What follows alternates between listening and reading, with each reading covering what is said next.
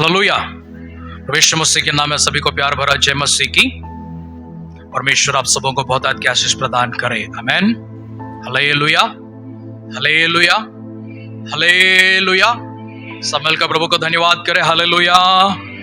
प्रभु को स्तुति करना ये भलाई की बात है। आमेन। हालेलुया। आप जितना परमेश्वर की स्तुति करेंगे उतने आशीर्वाद आपके पास आएंगे। आमेन। हालेलुया। इसलिए प्रभु की स्तुति करना बंद मत करना, प्रभु को धन्यवाद कहना बंद मत करना। और आप बंद कर देंगे परमेश्वर का आशीर्वाद बंद हो जाएंगे। Praise the Lord. Hallelujah, hallelujah. एक बार युद्ध का समय था जब मूसा पहाड़ के ऊपर जाकर अपने हाथ को उठाए थे, इस्राएली लोग जीत रहे थे। जैसे मूसा का हाथ उतर गया, इस्राएली लोग हारने लगे हैं। फिर दो जन जाकर उसके आजू बाजू में खड़े को उसके हाथ पकड़ते हैं। उसका हाथ भारी हो गया था, वो गिरे जा रहा था। उसके दोनों हाथों को सुबह से लेकर शाम तक खड़ा करते हैं। ऐसा गिर गया 100 लोग मर जाएगा, ऐसा गिर गया 10 लोग मर जाएगा। अब 100 प्राण बहुत कीमती है इसराइलियों के लिए। आमीन। हालेलुया। इसलिए जब तक वो युद्ध खत्म नहीं हुआ तब तक मूसा के हाथ ऊपर ही उठे रहे।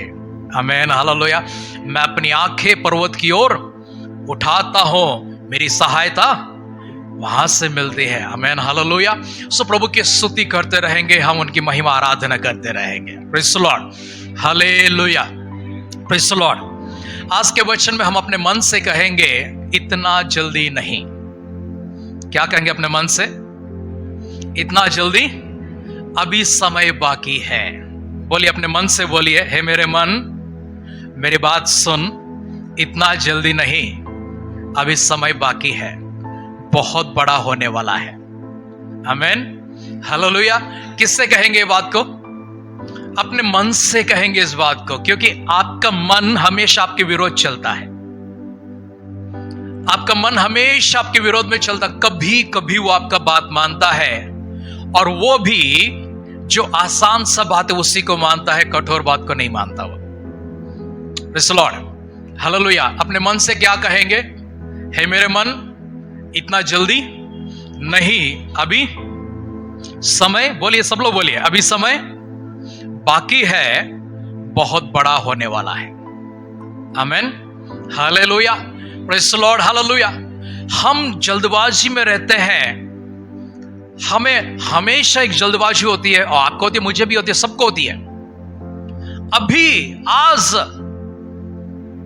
ये बहुत जरूरी है। दूसरे शब्द में, कौन से शब्द में? काल करे सो आज कर, आज करे सो अब कर। मतलब जो पोस्टपोन करते हैं ना, कुछ काम बताते हैं, नहीं नहीं नहीं कल करेंगे। अरे ये काम कर, नहीं नहीं शाम को करेंगे। अरे बेटा ये काम कर, नहीं नहीं नहीं बाद में करेंगे। सो बाद में जो कहते हैं उनसे कही गई बात है ये। बाद में नहीं कहना, कल नहीं करना। जो कल करना है उससे आज करना, और आज जो करना है उससे अभी करना। फिर आप बोलेंगे पप्पा मैं डिनर रात का भी कर लूं क्या? नहीं ना, अभी डिनर मत करना, अभी ब्रेकफास्ट का टाइम है, अभी ब्रेकफास्ट होकर लंच आने का समय है। खाने के लिए जल्दी मत दिखाना, क्योंकि आप 3 टाइम का खाना एक साथ खाओगे, फिर आप दोपहर को बैठ जाओगे मुझे भूख लगी है। फिर आप शाम को बैठ जाओगे मुझे भूख लगी है। फिर रात को बोलेंगे हाजमोला खा के मैं खाना खाऊंगा। सब भोजन के विषय में नहीं, भोजन उसी समय करना जिस समय उसको करना है, लेकिन काम को टालना मत। काम को टालना मत। टीचर को नहीं बोलना जाकर टीचर मैं रात को भी बैठूंगा, कल का अटेंडेंस आज ही दे देना। वो नहीं होता है। आप जो पढ़ाई को पोस्टपोन करते हो, जो आज का होमवर्क करना है कल करेंगे, उससे कल नहीं करना, आज कर देना। कल जो पढ़ने का है, कल की जो एग्जाम की तैयारी है, उससे कल नहीं करना, लेकिन आज कर देना। आज जो करना है तो अभी कर देना। लेकिन मन से जल्दबाजी के विषय में कुछ बातों को हम कहते समय, हे मेरे मन तू जल्दबाजी मत कर, रुक जा, थोड़ा शांत हो जा, थोड़ा ठंडा हो जा, क्योंकि कुछ बड़ा होने वाला है, अभी वक्त नहीं है। आमीन। Praise the Lord. हालेलुया। आपकी निराशा में आपके मन से कहने वाली बात है ये। आपके संकट के समय में, आपके सामने जब अंधकार नजर आता है, उस अंधकार के समय में आप कहने वाली बात यह है। Praise the Lord. हालेलुया। इस्राएली लोग जब मिस्र देश में थे, वे थोड़ा विलंब कर रहे थे, देरी कर रहे थे चलने के लिए। परमेश्वर ने कहा उनसे कहो कि जल्दी चले। वो कहते नहीं, हमें खाना खाना है। परमेश्वर ने मूसा को बताया उनका भोजन जो है फास्ट फूड होगा। क्या होगा? उनका भोजन क्या होगा? Fast food. फास्ट फूड का मतलब क्या है? फास्ट फूड का मतलब क्या है? बताओ, आप बता सकते हो अच्छी तरह से। फास्ट फूड का मतलब क्या होता है? कोई बताएंगे मुझे फास्ट फूड क्या होता है? जो किचन में काम करते बताए फास्ट फूड क्या होता है? जो जल्दी बन जाता है उसे फास्ट फूड कहते हैं। आप बोलेंगे आइए आइए हमारे घर पर, हम आपको फास्ट फूड खिलाएंगे, दम बिरयानी खिलाएंगे। क्या दम बिरयानी फास्ट फूड हो गया? केक फास्ट फूड होएगा? नहीं होगा ना। ये सब फास्ट फूड नहीं है। क्या है फास्ट फूड? 2 मिनट मैगी है ना, वड़ा पाव 2 मिनट में बन जाएगा, वड़ा पाव। सैंडविच बन जाएगा, ओके सैंडविच बन जाएगा, वड़ा पाव बन जाएगा, चलो जो भी हो आप बना सकते हो। कुछ लोग हैं बहुत जल्दी बना लेते हैं। इस्राएलियों से कहा गया कि आपका जो भोजन है उस भोजन के लिए समय नहीं दिया जाएगा। उस भोजन के लिए समय नहीं दिया जाएगा। आपको चलते चलते, आपको दौड़ते दौड़ते खाना है।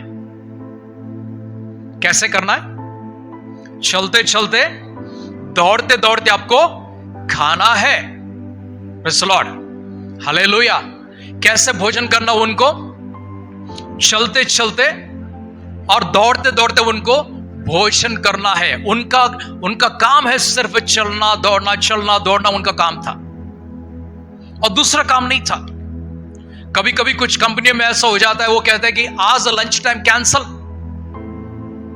आज लंच टाइम कैंसल। फिर क्या करेंगे? हम आपके लिए वड़ा पाव मंगाएंगे, खाते खाते काम करना, चाय पीते पीते काम करना। आज लंच टाइम नहीं, क्यों? टारगेट बहुत बड़ा है, इसलिए हमें क्या करना? लंच टाइम को घटा देना है। परमेश्वर ने इस्राएलियों से जब कहा था कि तुम्हें मिस्र देश में से बाहर निकल कर जाना है, तो उनसे कहा परमेश्वर ने कि तुम्हारे पास भोजन का वक्त नहीं है। कितना वक्त दिया गया? आटा गूंदने जितना वक्त दिया गया, उस मांस को तैयार करने जितना उनको वक्त दिया गया है। और उनसे कहा गया तुम दौड़ते दौड़ते जाओ, कहीं अगर 5 मिनट टाइम मिला हम आपको बताएंगे, वहां पर बैठ जाना, पका लेना, रोटी को सेक लेना, फिर खाकर चले जाना। निकल पड़े वे लोग। उनको रसोई में समय नहीं था और ना ही उनको डाइनिंग हॉल में समय था। उनका समय सिर्फ चलने दौड़ने में, फुर्ती करने में। इस तरह से वो फुर्ती से दौड़ते दौड़ते दौड़ते चले गए। 3 दिन के बाद फिरौन को और उनकी सेना को लगा अरे ये फास्ट फूड खाने वाले किधर, चलो हम उनको ढूंढ कर लाते। वो भागकर चले गए यहां से। परमेश्वर ने क्या कहा? जब जरूरत पड़ती है अपनी पेट की चिंता मत करना, अपनी आहार का चिंता मत करना। जो लक्ष्य तुम्हें दिया गया है उस लक्ष्य की चिंता करते तुम आगे बढ़ते जाना। लेकिन हम बोलेंगे हमें भरपेट खाना है। परमेश्वर कहेंगे भरपेट खाते रहो, लेकिन काम नहीं करोगे तो दारिद्र्य जो है वो आपके घर पर आ जाएगा। आप दरिद्र हो जाएंगे। आप अधिक समय सोएंगे तो भी दरिद्र हो जाएंगे। आप कुछ काम नहीं करेंगे तो भी दरिद्र हो जाएंगे। कौन दरिद्र होना चाहता है बताइए? कोई होना चाहता है दरिद्र? नहीं होना चाहते। हम सब लोग उसके विरोध में चलकर हम संपन्न होना चाहते हैं। आमीन, हालेलुया। सब लोग कहे मुझे संपन्न बनना है। बोलिए सब लोग, मुझे संपन्न बनना है। आमीन, हालेलुया। परमेश्वर इस धरती के ऊपर जीवन को जब दिए हैं, आंसुओं का जीवन नहीं दिया है। आंसू अपने आप आ गए हैं। आंसुओं को पोंछने वाला परमेश्वर है। आमीन, हालेलुया। भूख हमारे पास आ गई, भूख को मिटाने वाला वो परमेश्वर है। Praise the Lord, hallelujah. Yeshu Masih ने देखा लोग कितने देर मेरे पास इंतजार कर सकते हैं। बहुत अच्छी भीड़ थी वो भीड़। कौन सी भीड़? एक बड़ी सी भीड़ थी, बहुत अच्छी भीड़ थी वो। कौन सी भीड़ थी वो? 5 रोटी और 2 मछलियों को खाए वो भीड़ जो था वो बहुत बढ़िया सब भीड़ थी वो। क्यों? क्योंकि वो लोग 3 दिन तक सुनते रहे। अब ऐसा मत बोलना 3 दिन तक अपना डब्बा खाते रहे। वो लोग 3 दिन तक अगर अपने डब्बा खाते, परमेश्वर क्यों बोलते इनको भूखा भेजना मेरे को अच्छा नहीं लगता, ये 3 दिन से मेरे पास है, क्यों कहते परमेश्वर? उनके पास भोजन नहीं था, लेकिन वो परमेश्वर के वचन के लिए इतने भूखे, इतने प्यासे थे कि वो जो मधुर वचन उनको मिला। कैसा वचन है वो? चट्टान के मधु से भी मीठा है वो। कैसा वो वचन? चट्टान के, खाया कभी मधु? खाया आप लोगों ने? खाया? किसको मधु खाया? शहद खाया आप लोगों ने? अच्छा लगता नहीं लगता है? अच्छा लगता है। ओके, सारे मिठाइयों में कौन सा मिठाई अच्छा लगता है आपको? बर्फी, कलाकंद, क्या बोले, मावा, अंजीर, ऑलराइट, जो भी हो, परमेश्वर के वचन को जब तुलना किया गया, परमेश्वर ने किसी मिठाई से तुलना नहीं किया, उन्होंने कहा चट्टान के मधु से भी मीठा है वो। चख कर मैंने जाना है यहोवा कैसा है भला, उद्धार करता की शरण में मैं आकर धन्य हुआ। चख कर मैंने जाना है यहोवा कैसा है भला, उद्धार करता की शरण में मैं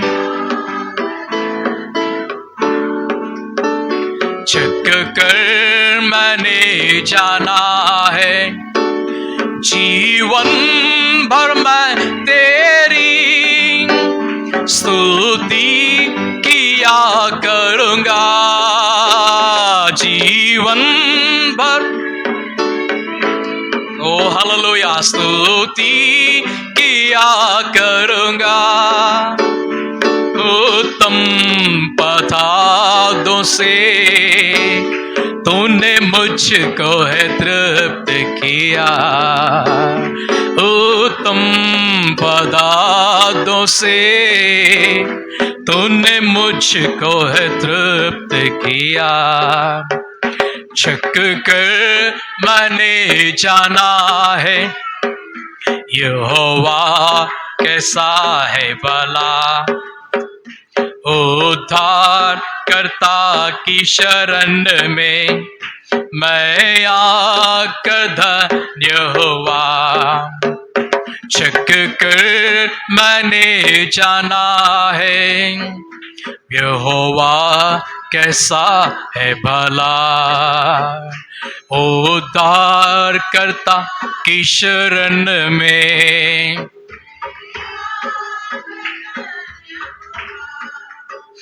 रुचि चूची ఎరిగితిని యెహోవా ఉత్తముడనియు, రుచి చూచి ఎరిగితిని యెహోవా ఉత్తముడనియు, రక్షకునాశ్రయించి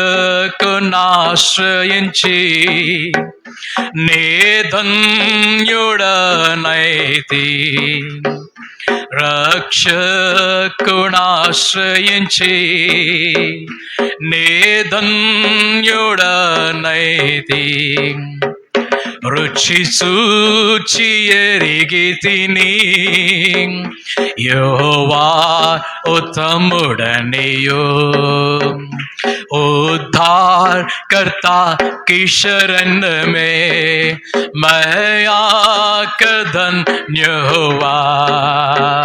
चख कर मैंने जाना है। आमीन, हालेलुया। झुंटते निर्धारल कन्ना యేసు నామమే మధురం, యేసయ్య సన్నిధినే మరువజాలను. చుంటితే నిర్ధారల కన్నా యేసు నామమే మధురం,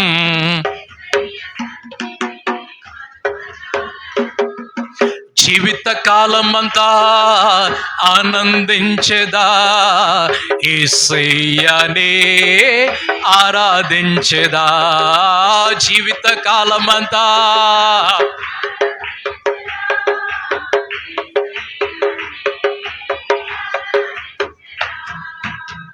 చుంటితేనే దారల కన్నా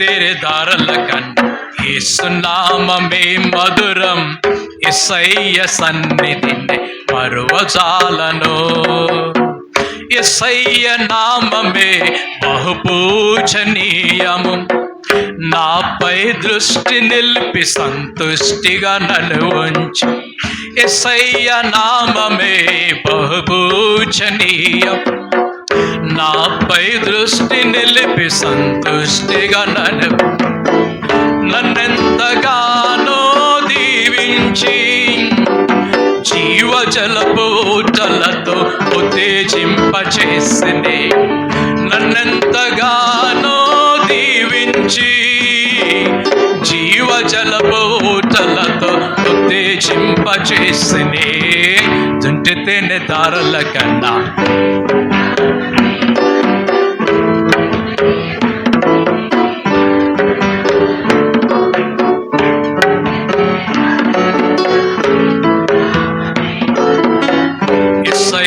సన్నిధిని మరువజాలను యేసయ్య నామమే బలమైన దుర్గము నా తోడై నిలిచి క్షేమముగా నన్ను దాచి యేసయ్య నామమే బలమైన దుర్గము నా తోడై నిలిచి క్షేమముగా నన్ను నన్నెంతగానో కరుణించి పవిత్ర లేఖనాలతో ఉత్తేజింపచేసినే నన్నెంతగానో కరుణించి పవిత్ర లేఖనాలతో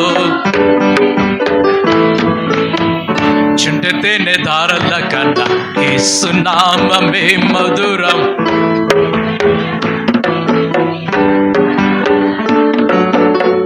చుంటితేనే దారుల కన్నా యేసు నామమే మధురం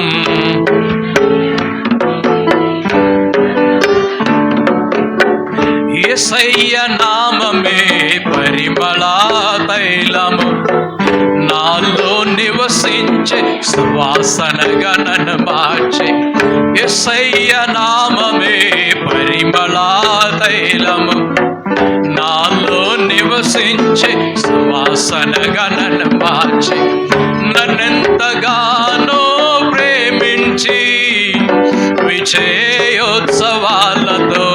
ఊరేగింపచేసనే నన్నెంతగానో ప్రేమించి విజయోత్సవాలతో ఊరేగింపచేసనే చుంటితేనే దారుల కన్నా యేసు నామమే మధురం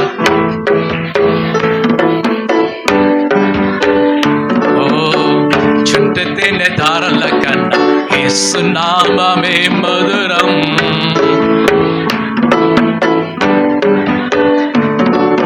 జీవిత కాలమంతా ఆనందించేదా యేసయ్యనే ఆరాధించి జీవిత కాలమంతా ఆనందించేదా యేసయ్యనే ఆరాధించేదా జీవిత కాలమంతా ఆనందించేదా యేసయ్యనే ఆరాధించేదా జీవిత కాలమంతా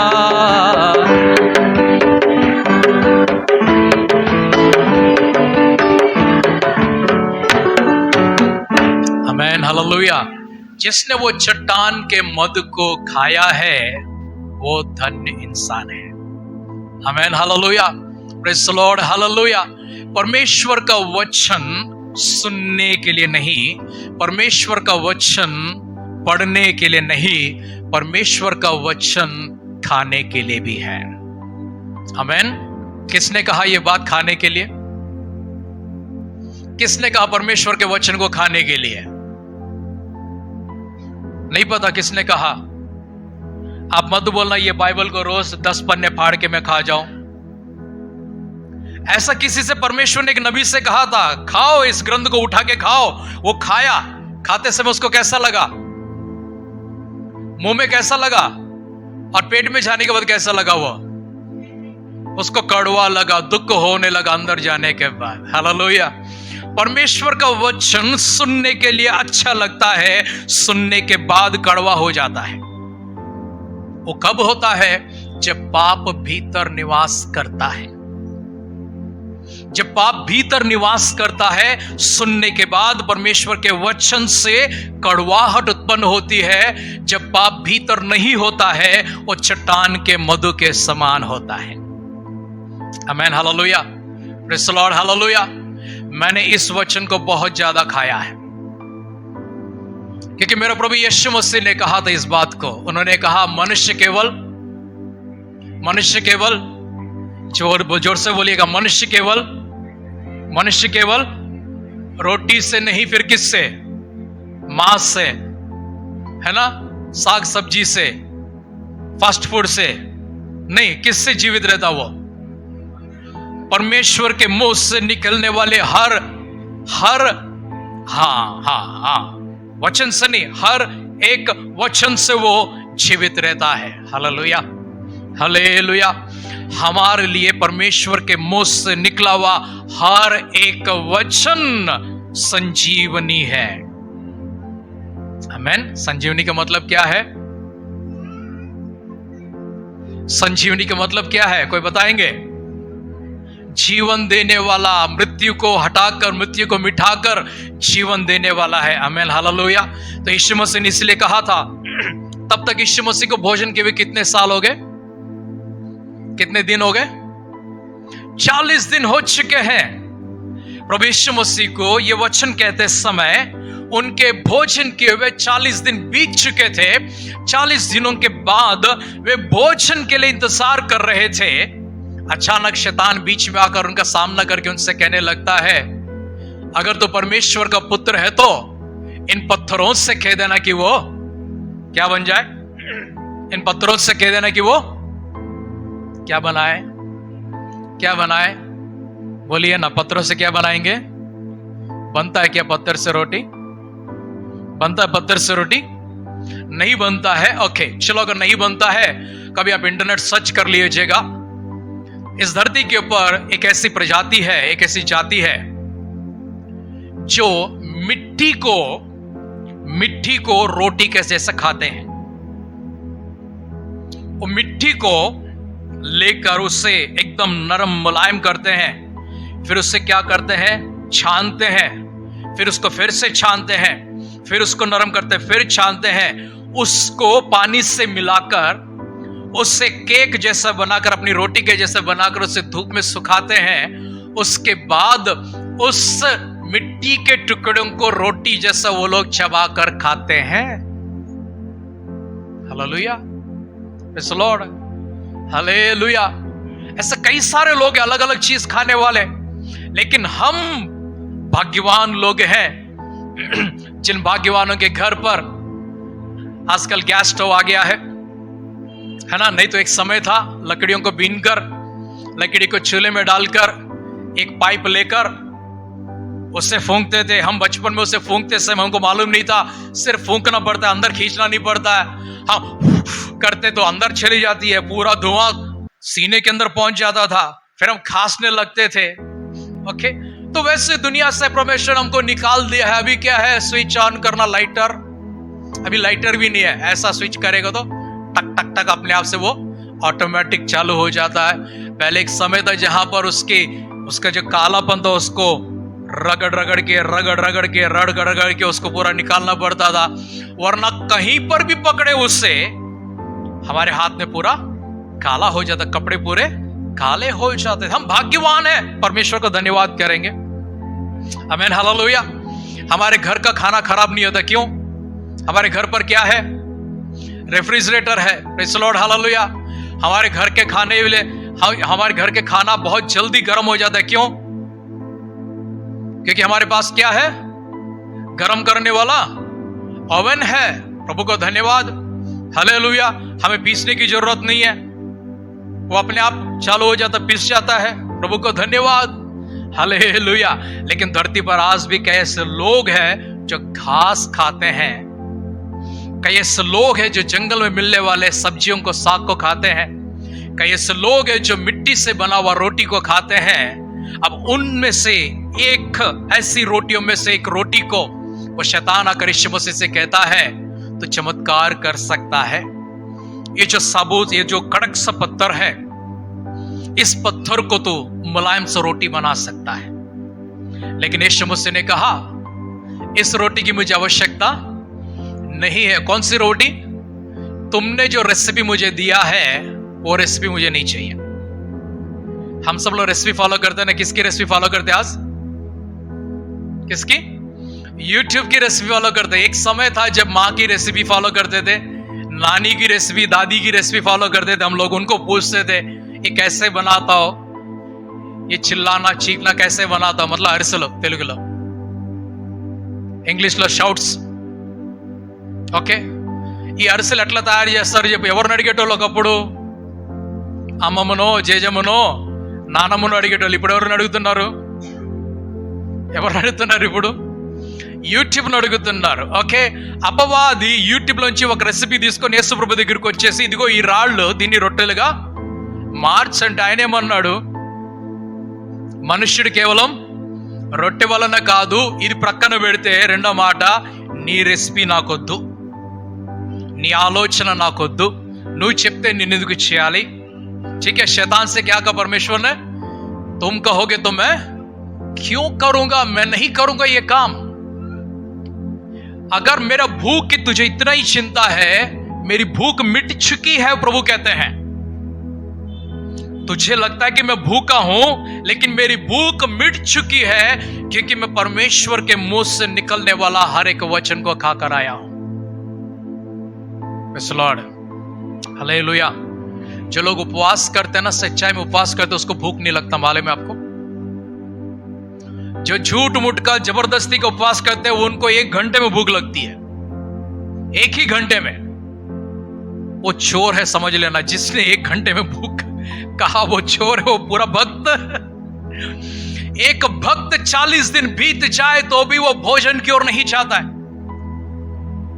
वो भोजन के पास नहीं जाएगा क्योंकि उसे भूख नहीं लगती है। उसे क्यों नहीं भूख लगती है? क्योंकि वो परमेश्वर का वचन को खाता है। अब ईमानदारी से, अब सच्चे मन से अपने आप के लिए परमेश्वर का वचन खाओ, 40 दिन के बाद भी आपको भूख नहीं लगेगा, नहीं लगेगा।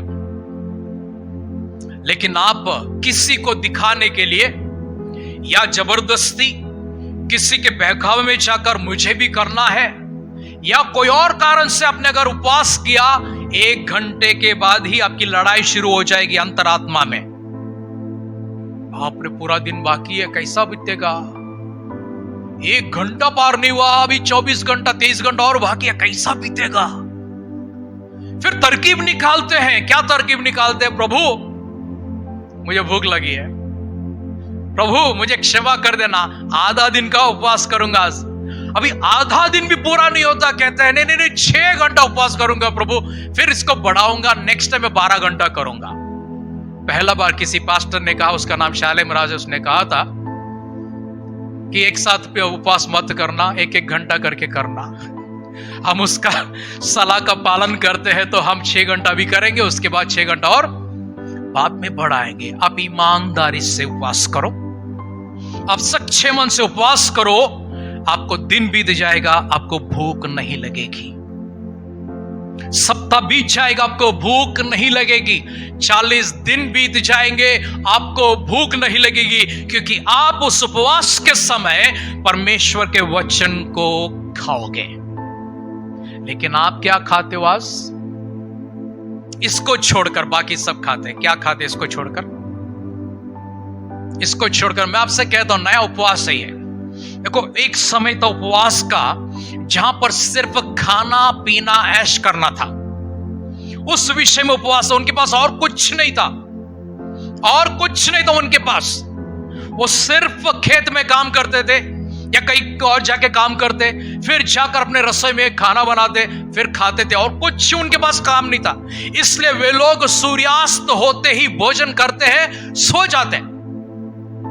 सूर्योदय से पहले वो लोग उठ जाते हैं और खाना अपना काम कर लेते हैं, खाना खा के वो निकल पड़ते हैं और कोई काम उनके पास नहीं है। सूर्योदय से लेकर सूर्यास्त तक वे लोग काम करते हैं।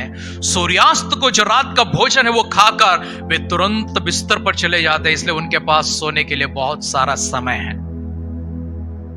आज हमारे पास क्या है बताइए? आप अगर उपवास कर रहे हो और अगर आप सोशल मीडिया पर बैठे हो, आप ढोंगी हो, याद रखना। भक्ति का उपवास नहीं है ये। मेरे बात आपको गुस्सा आएगा, आने दो, आने दो। मैं क्यों झूठ बोलकर आपको खुश करूं? मैं क्यों आपको झूठ बोलकर खुश करूं, गलत बोलकर? मुझे परमेश्वर को खुश करना, आपको खुश नहीं करना है। जब परमेश्वर को खुश करना पड़ता है, आपको कठोर होता है। आप सोशल मीडिया पर बैठे हैं, आप एंटरटेनमेंट में अगर बैठे हैं और आप कह रहे कि आप उपवास कर रहे हैं, आप उपवास नहीं कर रहे, आप भूखा बैठे हैं। उपवास सबसे बड़ा उपवास मैंने एक बार आपको प्रकट किया था। 21 दिनों के लिए मैंने कहा मैं सोशल मीडिया से उपवास ले रहा हूं। मैं सोशल मीडिया में गया नहीं, 21 दिन तक मैं गया नहीं। मैंने व्हाट्सएप सिर्फ खोला था चर्च का मैसेज डालने के लिए, कोई अगर इंपॉर्टेंट मैसेज है उसको देखकर रेस्पॉन्ड करने के लिए। उसके अलावा मैंने कोई सोशल मीडिया काम नहीं किया। मैंने 21 दिन तक मैंने सोशल मीडिया में कोई मैसेज भी मैंने नहीं डाला था। अगर आप उपवास करते हो तो निष्ठा से करो, नहीं करना है किसी को दिखाने के लिए मत करो। ऐसी उपवास में आप कमजोर और बीमार पड़ेंगे, याद रखना इस बात को। जो उपवास गलत होता है उस उपवास में आप कमजोर और क्या हो जाएंगे? बीमार हो जाएंगे। जो सही मायने में उपवास है, जो सच्ची उपवास होती है, उस उपवास में आप पहले से ज्यादा ताकतवर तो तंदुरुस्त हो जाएंगे। पहले से ज्यादा हो जाएंगे आप। Man hallelujah, praise the Lord, hallelujah, praise the Lord, hallelujah. एक बार मैं लगभग 80 दिनों के उपवास में था। लगभग 80 दिनों के उपवास में था। चर्च में बैठकर मैं प्रार्थना कर रहा था अपने तेलंगाना काजीपेट में। प्रार्थना करते समय चर्च के बाजू के मैदान में से एक शोर सुनाई दी। अब ये शोर क्या है मैं सुना तो मैंने देखा कि बहुत सारी भीड़ वहां पर आ गई थी। सब लोग चिल्ला रहे थे, मार मार, इधर है उधर, इधर उधर कह रहे थे। अब मैं बाहर निकला वहां से। अब मैंने देखा किसको ढूंढ रहे? झाड़ियों में सांप को ढूंढने लगे थे। अब वहां से सांप को ढूंढ रहे तो वह निकल नहीं रही थी। तो हीरो बाहर निकल कर गया, उपवास से बाहर आया था ना, अभी तक उपवास कर रहा था, प्रार्थना कर रहा था चर्च में बैठे हुए। फिर वही वचन वापस सामने आता है, क्योंकि सांप को क्या करेगा? सर्प को तू सर्प को ఏం చేస్తావు? ఎత్తి పట్టుకుంటావు తేళ్లను तोकताవు, अंतेना? वो वचन याद आ जाता फिर वापस। अब पराक्रम के साथ चला गया वहां पर। डंडा ढूंढे तो डंडा मिला नहीं, मेरे से डबल हाइट वाला डंडा मिला। अब ये डंडा से कोई सांप को मारता है? सोचो एक बार, अक्लमंद इंसान है तो। सांप को मारते समय वो लाठी जो है अपने जितना होना चाहिए, अपने से बड़ा नहीं होना चाहिए। कि मेरे हाथ में इतना मोटा और इतना लंबा डंडा मिल गया था। अब मेरा क्या काम था वहां पर जाने का? कोई काम नहीं था। लेकिन मैं गया, झाड़ियों में से उससे निकाला। उससे निकालने के बाद एक मारा तो उसके कमर पे गिरी और कमर उसका चटनी हो गया और उठकर खड़ा हो गया। फिर वचन मिलता है, क्या मिलता है? तो सर्प को स्तोत्रम, हालेलुया। मैं क्या बता रहा हूं आपको, उस दिन वो सर्प जहरीला सर्प था, उससे किसी को खतरा था। वहां पे बच्चे सब घूम रहे थे। चलो जो भी हो, मैंने जाकर उसको मार दिया। लेकिन मैं क्या कह रहा हूं, मेरा 80 दिनों का उपवास में मैंने उस डंडा को उठाकर मारा, मैं कमजोर नहीं हुआ। आप जब निष्ठा से उपवास करते हो कभी आप कमजोर नहीं होगे। मैं आपसे यकीनन फिर से यह बात कह रहा हूं। मैं पिछले 15 सालों से उपवास के विषय में यहां पर मैं कह रहा हूं। जब भी मुझे ऐसा लगा कि मुझे कोई डायबिटीज ने, कोई बीपी ने, कोई बीमारी ने मुझे छू लिया, मैं तुरंत उपवास करके प्रभु के पास जाता हूं और उसी उपवास में मुझसे तोड़ कर जाके मैं टेस्ट करके आता हूं। मेरे प्रभु ने आज तक मुझे तंदुरुस्त रखा है। हालेलुया। कोई भी बीमारी हो, उपवास से उसको बाहर कर देना। आप जानते हमारे प्रभु यीशु मसीह के शरीर में कोई रोग नहीं था। जानते ये बात कब? कहीं पर वचन में लिखा हुआ नहीं कि वो रोगी हो गया है। वचन में लिखा हुआ कि वह हमारे कारण वो घायल हुआ है, वो हमारे कारण वो मारा गया है, हमारे कारण वो सलीब पर अपने आप को कुर्बान कर दिया है, वो मरकर वो कब्र में चला गया है। मैं आपको एक मंत्र सिखाता हूं आज। आपकी कोई भी बीमारी क्यों ना हो, कोई भी बीमारी क्यों ना हो, आप निष्ठा से उपवास को लेकर, अगर आप अपने घर पर प्रार्थना नहीं कर सकते, इस मंदिर में आकर उपवास होकर प्रार्थना करना, आपकी सारी बीमारियां दूर हो जाएंगे। आपकी सारी बीमारियां दूर हो जाएंगी। आप बोलेंगे ये संभव है क्या? ये क्या संभव है? 38 साल से एक व्यक्ति ऐसा पड़ा हुआ था, वो बेतासे के कुंड के पास। एक बार सोचे उसका शरीर कैसा होगा। आप कल्पना करके देखिए उसका शरीर कैसा होगा। वो लकवा पीड़ित व्यक्ति वहां पर पड़ा हुआ है। दो तरह के हो सकते हैं उसका शरीर। नंबर 1, वो भूखा बैठकर पूरा कमजोर हो गया होगा। नंबर 2, वो बैठे बैठे खाकर फूल गया होगा, ओवरवेट, क्योंकि वो चल नहीं सकता ना। वो चल नहीं सकता तो उसका वेट घटने का मौका नहीं है। अगर वो खाते हुए बैठा, उसका शरीर बहुत बड़ा हो गया है, इतना बड़ा कि वो उठ ही नहीं सकता। उसको उठाकर डालने के लिए भी कोई है नहीं वहां पर। तो प्रभु यीशु मसीह क्या कहते हैं? 38 इयर्स हो गया ना, अभी उठकर खड़ा हो जा। उसने संदेह नहीं किया, उठकर खड़ा हो गया और चल फिरने लगा। आप निष्ठा से उपवास करोगे, निष्ठा से उपवास करोगे, कोई भी रोग क्यों ना हो आपको छोड़कर चला जाएगा। कोई भी समस्या क्यों ना आपको छोड़कर वो चला जाएगा। लेकिन समस्या क्या है कि हम इस आधुनिक युग में, इन तरंगों के युग में, तरंग मतलब इंटरनेट का जो वेव्स होता है ना, इस तरंगों के युग में हमारे पास इतना सारा काम पड़ा हुआ है, हम इतने उलझे हुए हैं कि हम 1 घंटा निष्ठा से प्रार्थना नहीं कर सकते। 1 घंटा निष्ठा से प्रार्थना नहीं कर सकते। जिसके पास समय है उसने क्या कर दिया? बंदर के हाथ में, क्या कहते, लंगूर के हाथ में, लंगूर के हाथ में अंगूर, తెలుగులో ఏమంటారు? కోతి చేతిలో కొబ్బరి చిప్ప. ఏం చేసింది కొబ్బరి చిప్పతోటి కోతి? చెప్పండి మీరు. కోతి చేతికి కొబ్బరి చిప్ప, అందరూ వాడతారు ఈ మాట. ఏమి చేసింది కోతి? बंदा लंगूर के हाथ में क्या किया उसने? उस लोमड़ी की तरह बोला क्या अंगूर खट्टे हैं? बोला क्या? लोमड़ी ने बोला ये बात? किसने बोला? अंगूर खट्टे किसने कहा? लोमड़ी ने. నక్కేన అన్నది మాట. ద్రాక్షకాయలు పుల్లగున్నాయని చెప్పింది ఎవరు?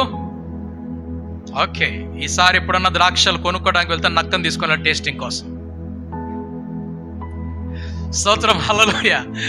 Alright, okay. ఇంకొక మాట ఉన్నది ఏంటంటే, పిచ్చోడు తిరణాలకు వెళ్ళాడు అంటారు. ఏం చేశాడు? ఎక్కడం దిగడం సరిపోయింది అని అంటాడు. ఓకే, పిచ్చోడు తిరణాలకి హిందీలో ఏమంటారు? ఏ పాగల్ కిదర్ గయా. తిరణాలను ఏమంటారు హిందీలో? జాత్ర.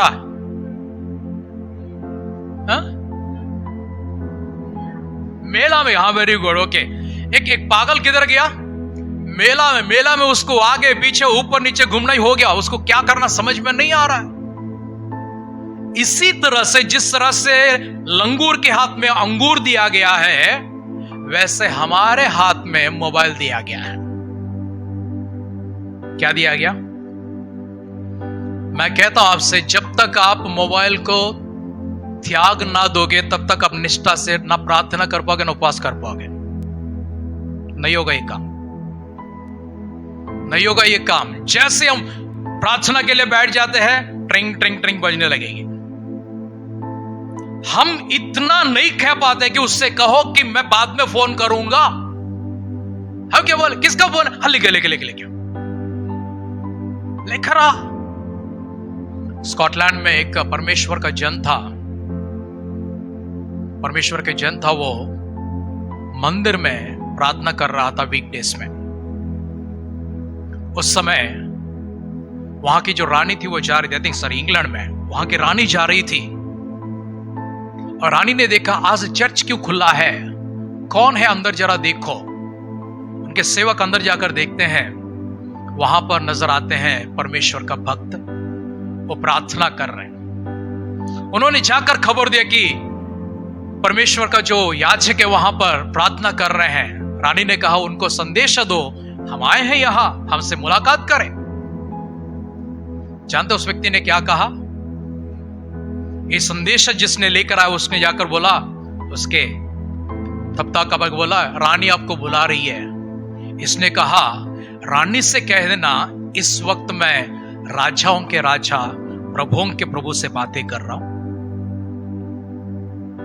ये समय में राजाओं के राजा प्रभुओं के प्रभु से मैं बातें कर रहा हूं। समय होने के बाद मैं आकर उनसे मुलाकात करूंगा, रानी से कह देना। रानी ये बात सुनकर गुस्सा नहीं, वो चलेगी, इंतजार की वहां पर इंतजार की उसके प्रार्थना होने के लिए, क्योंकि उसने भी सम्मान किया था उस परमेश्वर का, इसलिए वो भी इंतजार कर रही थी वहां पर।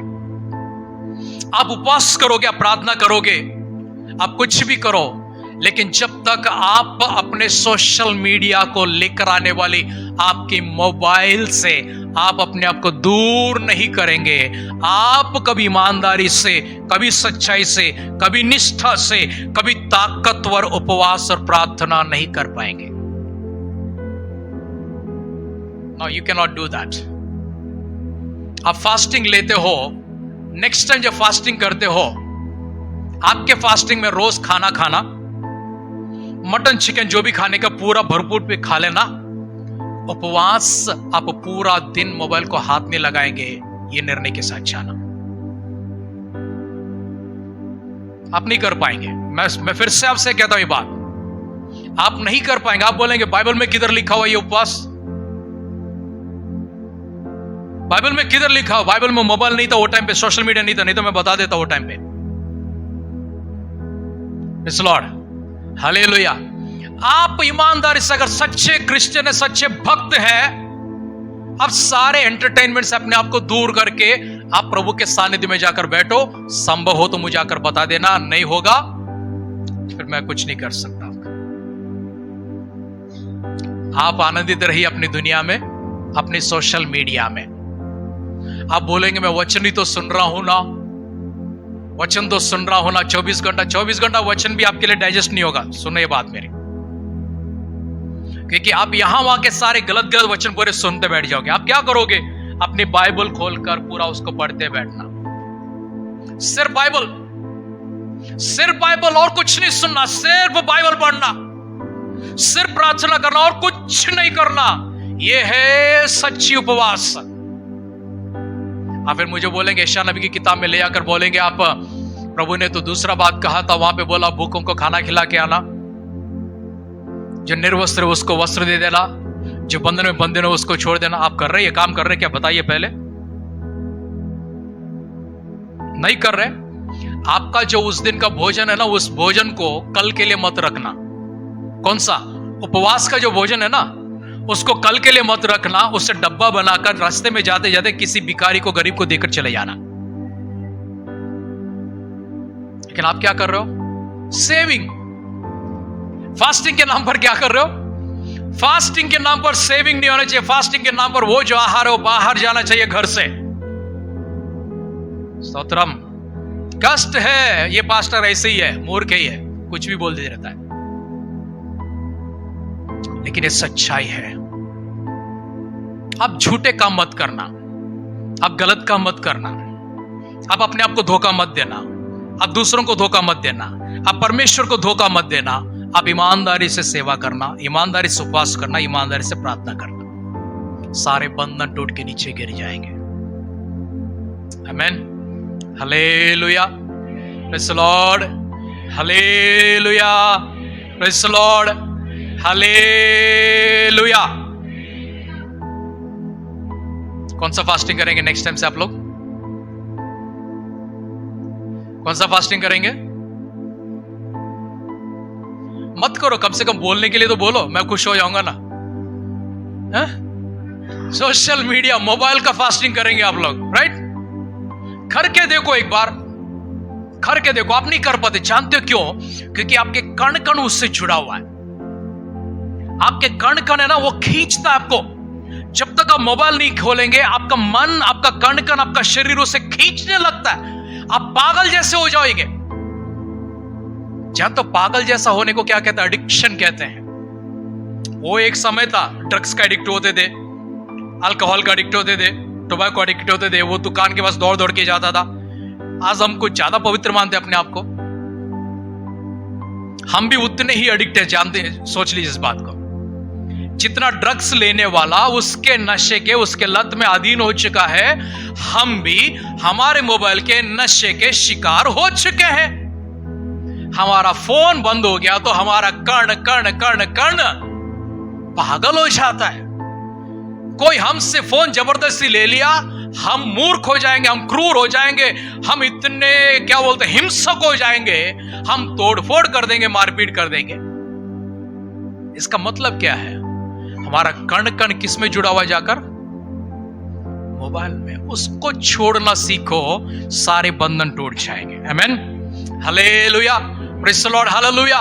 सो इसलिए क्या कहते हैं? काल करे सो आज कर, आज करे सो अब कर। इस्राएलियों से कहा गया, तुम फास्ट फूड खाते चले जाना, रास्ते में तुम खाते जाना, यहां वहां जहां पर भी तुमको रुकने को मौका मिले वहां पर खाना। उसके बाद परमेश्वर ने उनको जो भोजन दिया था, आकाश से मन्ना को दिया था, आकाश से मन्ना को दिया था। उसके बाद उनको बटेर दिया था परमेश्वर ने। वो खा पी कर वो तृप्त हो चुके थे। उसके बाद उनको किस देश में लेकर गया? किस देश में? कनान देश में। क्या है? పాలు తేనెలు प्रवहिंचे देशंలోకి తీసుకొని వెళ్ళారు। दूध और शहद बहने वाली उस देश में लेकर गया। आमीन, hallelujah, praise the Lord, hallelujah. परमेश्वर का वचन कैसा होना चाहिए? चट्टान के मधु से मीठा होना चाहिए। Praise the Lord, hallelujah. So हमारी मन क्या कहती है? हर विषय में जल्दबाजी को लेकर आती है। लेकिन परमेश्वर का एक समय होता है। परमेश्वर काम करेंगे तो सिर्फ अपने समय पर ही काम करेंगे, उससे पहले नहीं करेंगे, उसके बाद में नहीं करेंगे। अगर आप परमेश्वर की योजना में हैं, आप परमेश्वर की योजना में हैं, अगले साल भी हो सकता है, 10 साल के भी बाद हो सकता है, 20 साल के बाद भी हो सकता है, 50 साल के बाद भी हो सकता है। अगर आप परमेश्वर की योजना में है, जैसा आपने कहा, हे मेरे मन, अभी जल्दी नहीं, और समय बाकी है, कुछ बड़ा होने वाला है, वो आगे बड़ा होने वाला है। आमीन, हालेलुया।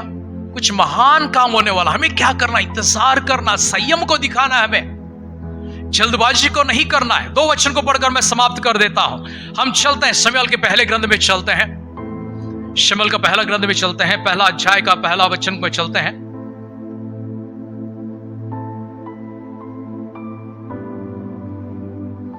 पहला अध्याय का 5वां वचन को पढ़िए। हाँ, మాతాయి ఐదో వచనం చదవండి। ఐదో వచనం. హన్నా తనకు ప్రియముగా అనున్నందున ఆమెకు 2 పాళ్ళు ఇచ్చుచూ వచ్చెను. యెహోవా ఆమెకు సంతు లేకుండా చేసెను. परंतु हन्ना को वह दूना दान दिया करता था, क्योंकि वह हन्ना से प्रीति रखता था। हाँ। तो भी यहोवा ने उसकी कोख बंद कर रखी थी। Okay. He would give a double portion, for he loved Hannah, although the Lord had closed her womb. Alright, हम आगे चलते हैं। 16 वचन को पढ़ेंगे। 18 वचन। अपनी दासी को ओछी स्त्री न जान, जो कुछ मैंने अब तक कहा है वह बहुत ही शोकित होने और चिढ़ाई जाने के कारण कहा है। నీ సేవకురాలనైన నన్ను పనికిమాలిన దానిగా ఎంచవద్దు. అత్యంతమైన కోప కారణమును బట్టి బహుగా నిట్టూర్పులు విడుచుచు నాలో నేను దీన్ని చెప్పుకొనుచుంటిన నేను. Do not consider your maidservant a wicked woman, for out of the abundance of my complaint and grief I have spoken until now. 17 verse. Then Eli answered and said, Go in peace, and the God of Israel grant your petition which you have asked of him. అంతటా ఏలి నీవు క్షేమముగా వెళ్ళుము. అంతటా ఏలి నీవు క్షేమముగా వెళ్ళుము. ఇజ్రాయేలు దేవునితో నీవు చేసుకొనిన మనవి, ఇశ్రాయేలు దేవుడితోటి నువ్వు చేసుకొనినటువంటి మనవి ఆయన దయచేయును గాక అని ఆమెతో ఆమేన్. చెప్పెను. హల్లెలూయా. ఆయన దయచేయును గాక నేను. एली ने कहा, एली ने कहा, कुशल से चली जा. कैसे जाना है? कुशल से. देखो, परमेश्वर के मंदिर में जब आते हैं, परमेश्वर के भवन में आकर कुछ मांगते हैं, प्रार्थना करते हैं, जाते समय कुशल से जाना चाहिए. जाते समय संदेह के साथ नहीं जाना चाहिए. Praise the Lord. Hallelujah, hallelujah. जाने के समय कैसे जाना चाहिए?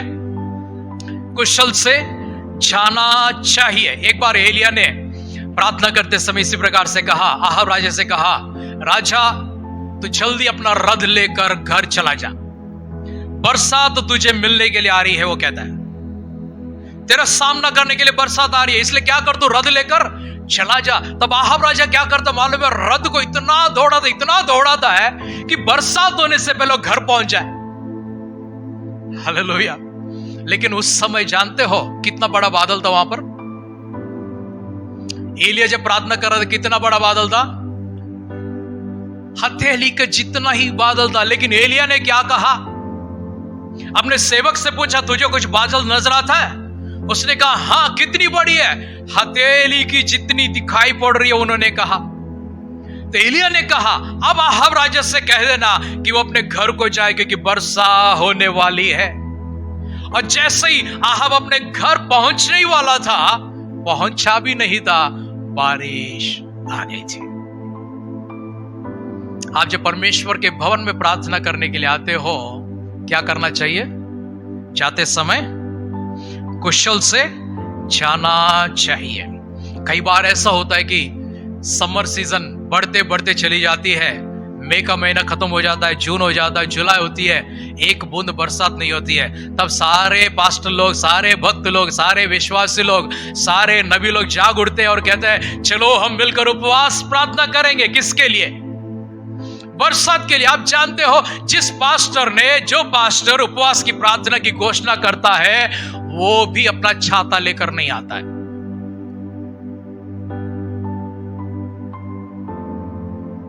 समझ नहीं आई बात मेरे ख्याल से. हालेलुया.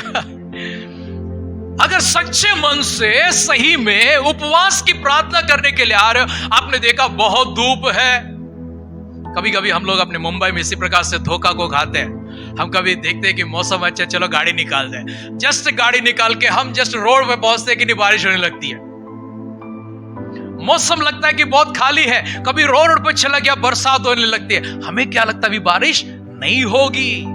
उपवास की प्रार्थना की घोषणा करने वाले वो पासवान, उपवास की प्रार्थना में भूखा रहकर आने वाले वो सारे पासवान, उपवास करने के लिए अपने पेट को खाली रखकर आने वाले वो सारे भक्तगण, वो सारे विश्वासी गण, उनमें से कोई भी अपना छतरी लेकर नहीं आता है. घर वापस जाते समय उनको यह संदेह नहीं होगा, अरे बारिश आ गई तो हम क्या करें. उनका विश्वास है कि हम घर जाने तक बारिश नहीं. हमने प्रार्थना किया, बस प्रार्थना करना था, हमने कर दिया, खत्म हो गया. स्तोत्रम. हालेलुया. लेकिन सच्चा व्यक्ति जो सही मायने में परमेश्वर की सामर्थ्य को जानता है और वो विश्वास करता है कि मेरी प्रार्थना करने पर परमेश्वर सच में आकाश को खोलेंगे, उन बादलों को आज्ञा देंगे कि मेघ बरसे, यहाँ पर ओस बरसे, यहाँ पर बरसात हो जाए. और सच में वो व्यक्ति अपने विश्वास के साथ, सिद्धता के साथ आगे बढ़ता है. हालेलुया. मंदिर में जब प्रार्थना करते हो, मैं आपसे कहता हूं, ये बात को फिर से सुनना. ये बात, आपकी कोई भी तकलीफ हो, आओ चाबी लेकर मंदिर में बैठो. बैठो मंदिर में, उपवास के साथ आओ, निष्ठा के साथ प्रार्थना करके चले जाओ यहां से, परमेश्वर आपको कुशल के साथ भेजेगा। आगे बढ़िए। तो कुशल से हाँ, तो कुशल से चली जा। हाँ, इस्राएल का परमेश्वर इस्राएल का परमेश्वर तुझे मन चाहा वर दे। तुझे मन चाहा वर दे। आमीन, हालेलुया। और वो कुशल से गई कि नहीं गई? हन्ना अपने घर लौटते समय कुशल से गई है या फिर ऐसी उदास होकर गई है? कुशल से चली गई है वो, क्योंकि उसने अपनी जो प्रार्थना रखी थी वो प्रार्थना परमेश्वर के सामने रखी थी। और याजक एली वहां पर कहते हैं, जा तो कुशल से चले जा, क्योंकि तेरा मन चाहा वरदान परमेश्वर तुझे देगा। दूसरा अध्याय को दूसरा वचन में चलते हैं। दूसरा अध्याय का दूसरा वचन। यहोवा के तुल्य कोई पवित्र नहीं, यहोवा के तुल्य कोई पवित्र नहीं, क्योंकि तुझको छोड़ क्योंकि तुझको छोड़ और कोई है ही नहीं, और कोई ही है ही नहीं। और हमारे परमेश्वर के समान और कोई हमारे परमेश्वर के समान कोई चट्टान नहीं है। कोई चट्टान नहीं है। आमीन, हालेलुया। యెహోవా వంటి పరిశుద్ధ దేవుడు ఒక్కడును యెహోవా లేడు. వంటి పరిశుద్ధ దేవుడు ఒక్కడును లేడు. నీవు తప్ప మరి ఏ దేవుడును లేడు. నీవు తప్ప మరి ఏ దేవుడును లేడు. మన దేవుని వంటి ఆశ్రయదుర్గం ఏదియూ లేదు. మన దేవుని వంటి ఆశ్రయ దుర్గము ఏదియూ లేదు. No one is holy like the Lord, No one is holy like a Lord. for there is none besides you, There is none besides you, nor is there any rock like our God. nor is there any rock like our God. कितने वचनाలు మనం చదువుకుంటున్నట్లయితే नीचे के वचन हम लोग जब पढ़ते हैं तो हमें समझ में आता है कि हन्ना कितनी खुश होकर, इतनी खुश हो गई क्योंकि उसको क्या मिला? मन चाहा वर मिला। क्या चाहा था उसने अपने वर में? उसने कहा कि मुझे एक बेटा दे देना ताकि मैं तुझे इस बेटे को समर्पित कर दूंगी। परमेश्वर ने उसकी प्रार्थना को सुनकर उसे दे दिया। जब उसे दिया तो परमेश्वर ने उसे क्या साधारण सा आशीर्वाद दिया, फिर महान आशीर्वाद दिया। कैसा आशीर्वाद? महान आशीर्वाद। हम जानते कि इस्राएल देश का पहला नबी वही है जिसने 2 राजाओं का अभिषेक किया है। आमीन, हालेलुया। हम लूका का सुसमाचार में चलते हैं।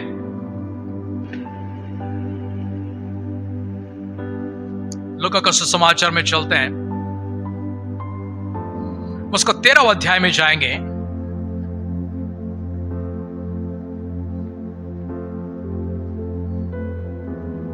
जरा हिंदी में पढ़िएगा, उसका 6 से लेकर 9 वचन तक पढ़िएगा। फिर उसने यह दृष्टांत भी कहा। हाँ, किसी की अंगूर की बारी में किसी की अंगूर की बारी में एक अंजीर का पेड़ लगा हुआ था। देखो, अंगूर की जो बगीचा है उस बगीचे में कौन सा पेड़ लगा हुआ? अंजीर का पेड़ लगा। समस्या अंगूरों से नहीं है, अंगूरों में कोई दिक्कत नहीं है। अंगूर की बारी में एक अंजीर का पेड़ लगा हुआ है जो फल नहीं दे रहा है। अंगूर तो फल दे रहे हैं लेकिन अंजीर का वो पेड़ है। लेकिन अंजीर पेड़ की खासियत क्या है मालूम है? अंजीर का पेड़ सड़क के बाजू में भी फल देता है। अंजीर का पेड़ कहीं पर भी हो वो फल देता है, और अंजीर का पेड़ पूरा साल भर फल को देता है। लेकिन यहां पर क्या हुआ कि वो फल नहीं दे रहा। आगे पढ़े। हाँ, पेड़ लगा हुआ था, वह उसमें फल ढूंढने आया, वो उसमें फल ढूंढने आया परंतु न पाया। तब उसने बारी के रखवाले से कहा, देख 3 वर्ष से मैं इस अंजीर के पेड़ में फल ढूंढने आता हूँ। इस अंजीर के पेड़ में मैं फल ढूंढने आता हूँ, परंतु नहीं पाता। इसे काट डाल कि यह भूमि को भी क्यों रोके रहे। हाँ, इसे काट डाल कि ये भूमि को भी क्यों रोके रहे। उसने उसको उत्तर दिया, हे स्वामी, इसे इस वर्ष और रहने दे, कि मैं इसके चारों ओर खोद कर खाद डालूं। क्या इसके चारों ओर मैं खोद कर खाद डालूं? यदि आगे को फल तो भला, फले तो भला, नहीं तो उसे इसे काट डालना। Man, hallelujah. क्या कहते हैं? 1 साल और इंतजार कर लो ना। कितने साल इंतजार हो गया अभी? कितने साल इंतजार हो गया? बोलिए जोर से, कितने साल इंतजार हो गया? 3 साल हो गया। अभी क्या कहते हैं? 1 साल और इंतजार करने के लिए कहते हैं। 1 साल और इंतजार कीजिए। मैं क्या करूंगा? अभी इसको खास ध्यान में दूंगा। यहां पर इस पेड़ को मैं अभी खास ध्यान दूंगा कि मैं इसके चारों ओर खोद कर, इसे खाद देकर, इसे पानी देकर इसकी देखभाल करूंगा। 1 साल में फले तो सही, अगर नहीं फला तो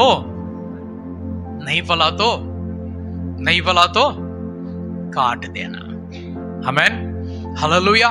ये क्या कहते हैं? ये व्यक्ति इस बात को कहते हैं, अभी जल्दी नहीं है। क्या कहते हैं? अभी जल्दी नहीं है और समय है, इसके फलने का समय है। इसलिए अपने मन से क्या कहेंगे? हे मेरे मन, बोलो, हे मेरे मन, जल्दबाजी नहीं, अभी समय बाकी है, आगे महान काम होने वाला है। आमीन, hallelujah, praise the Lord, hallelujah. परमेश्वर के स्वर्गदूत जब सारा के पास उतर आए थे, सारा से कहने लगे, सारा तुम्हारा एक बच्चा होगा। तो कहने लगी, देखो मैं बूढ़ी हो गई, मेरा स्वामी भी बूढ़ा हो चुका है, कैसे हम लोग अभी संतान को प्राप्त करेंगे? परमेश्वर के स्वर्गदूत ने कहा कि तो परमेश्वर की बात को मानना पड़ेगा। लेकिन वो अपने मन ही मन क्या कर रही थी? वो हंस रही थी। Praise the Lord, hallelujah, hallelujah. लेकिन परमेश्वर के वचन के अनुसार यह संभव हुआ कि नहीं हुआ? हुआ कि नहीं हुआ? हुआ कि नहीं हुआ? इस्राएल के लिए परमेश्वर ने जो वादा प्रतिज्ञा अब्राहम से कहा था, उस अब्राहम से जो वादा का जो बेटा था, वो वाचा का बेटा पैदा हुआ। उसका नाम क्या है? इसहाक पैदा हुआ है। Hallelujah, praise the Lord. Israel का मूल कारण बनता हुआ एक इसहाक पैदा हुआ। इसहाक के माध्यम से उसके बाद में एसाव और याकूब पैदा हुआ। वही याकूब बाद में इस्राएल बना। वही इस्राएल एक बड़ी सी देश बनकर कनान में जाकर बस गई है। उसी इस्राएल के देश में प्रभु यीशु मसीह आकर उस सिंहासन पर बैठकर 1000 वर्ष के लिए धरती के ऊपर राज करने वाले हैं। इंतजार करने पर कितना महान कार्य होता है, ध्यान दीजिए। इंतजार कीजिए, अपने आप को कोसना मत। मैं किसी काम का नहीं, मैं कोई लायक नहीं, मुझसे कुछ होता नहीं, मेरा भला नहीं, आगे कुछ नहीं, सब नुकसान ही नुकसान, सब बर्बादी बर्बाद, मेरा क्या होगा? कभी अपने मन से ये ना कहना। अपने मन से कहना, हे मेरे मन, इंतजार कर, प्रतीक्षा कर, क्योंकि वचन देने वाला वो परमेश्वर है। आमीन, हालेलुया। प्रतिज्ञा करने वाला वो परमेश्वर है, पूरा करने वाला भी वही परमेश्वर है। आमीन, hallelujah, praise the Lord, hallelujah. अपने मन को सिद्ध करेंगे, अपने मन को अर्पित करेंगे उस परमेश्वर के सानिध्य में, अपने हृदय को अर्पित करेंगे उस परमेश्वर के सानिध्य में, अपने तन मन धन को सब कुछ उस परमेश्वर के सानिध्य में अर्पित करेंगे और प्रभु से कहेंगे कि प्रभु, आप ही प्रभु जी मुझे अपने हाथों में लेकर चलाइए। आप ही परमेश्वर मेरा देखभाल कीजिए, आप ही परमेश्वर मेरा सहायता कीजिए। प्रार्थना करते रहे।